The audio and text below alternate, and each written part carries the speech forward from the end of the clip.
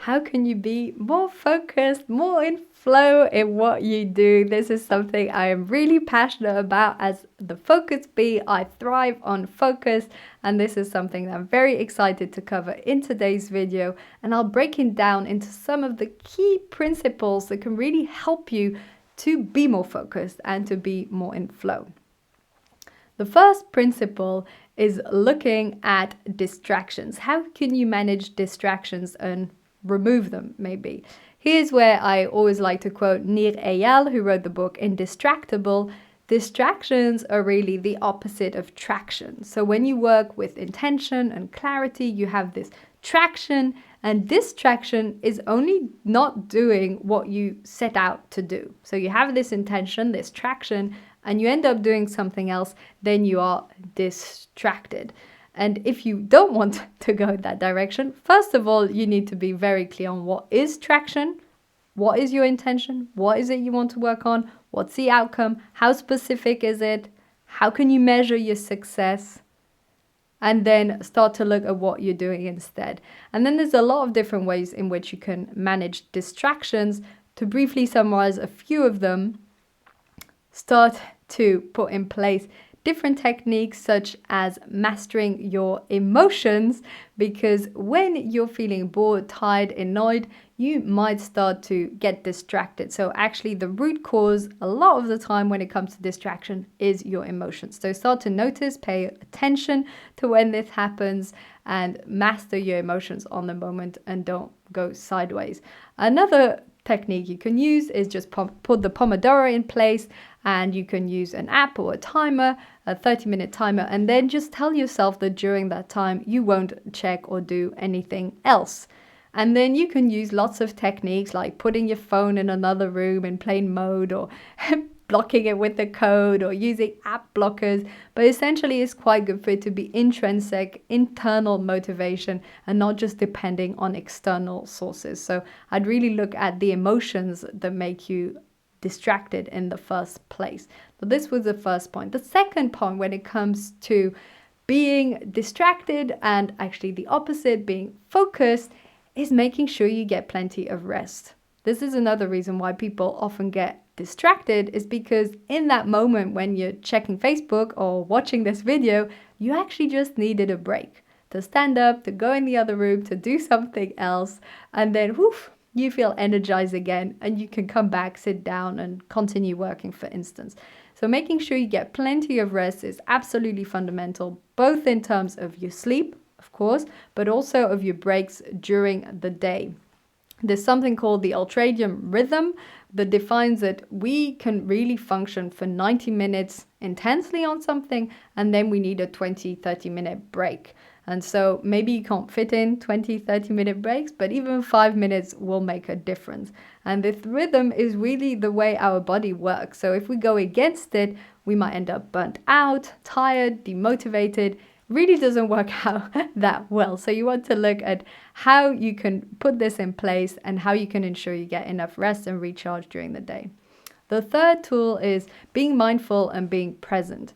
Because focus, what does focus mean? It means putting all of your attention in one specific direction. That's kind of the same as being mindful. It's being fully present with what you're doing. It's single tasking. It's paying full attention to what you're watching, reading, talking to, writing down, and not doing a million other things at the same time.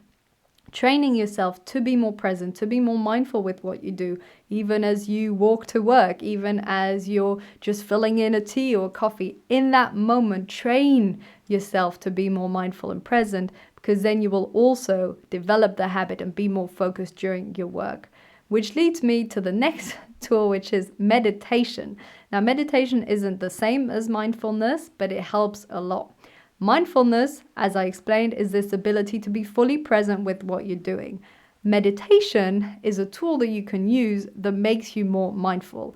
And all it comes down to is you sit down, you close your eyes, you can even open your eyes when you meditate if you prefer. And with your eyes closed, you just focus on your breathing. And as you do this, you can count. So often what I do when I meditate is as I breathe in, I count 1, I breathe out, I count 2 in my head, I go like this till 10 and then I do it again. Now, why do you need to do that? So why can it help?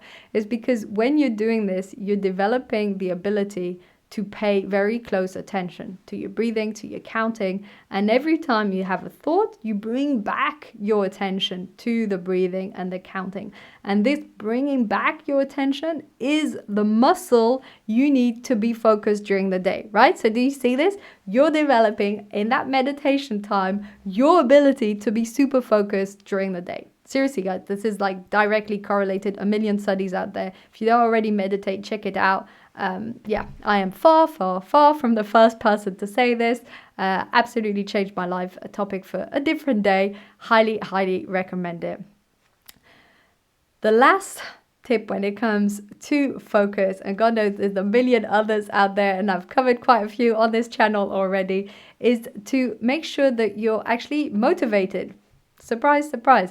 If you're not motivated to do the task that you're doing, you are going to lose your ability to focus. You're going to be distracted and do something else. You're going to get frustrated with the results, and it's not going to go very well. So here you really want to look at different ways, techniques you can put in place to be more motivated. What's the meaning behind what you're doing? What do you actually enjoy about this activity? How great you will feel when it's done, etc., etc. But really finding that motivation can really support you to be focused. There is so much when it comes to focus, and I haven't covered flow, so just in a few words, flow is when your skills and the challenge are rightly met. So here you want to ensure that what you're doing is actually challenging enough that it enables you to get in that state of flow. And flow has been proven to make you 400% more productive in your work, and in general it's just amazing, and you feel good, and the results are good, and it's fantastic. And direct correlation between focus and flow. When you're more focused, you're more likely to be in flow, and when you're in flow, you're going to be super focused. So again, there's a huge correlation between them. So to briefly summarize, manage your distractions, ensure you get plenty of rest and recharge time, be mindful and present with what you're doing. Start to practice meditation, as it will support you to be more focused. Be sure that you know why you're doing what you're doing and to generate that motivation. And if you're in flow, well, that'll make a huge difference, and it's a bonus. If you want to listen to more of this and more in depth, I cover them all on my podcast, The Focus Bee Show. It's on Spotify, it's on Apple Podcasts, it's on all the podcast platforms that I know of, at least. And this is what I cover in my season 4 Tea and Pie: how to have more time, energy, and attention for greater profit, impact, and expertise. And I have a whole pillar on attention, so a daily episode that covers each of these things, but a lot more in depth. So check it out if you want to know a bit more about this. Thank you for tuning in today. I hope that this is useful for you, and I hope that you start to implement it in your life, in your business, wherever, to support you to have more attention and more focus in what you do.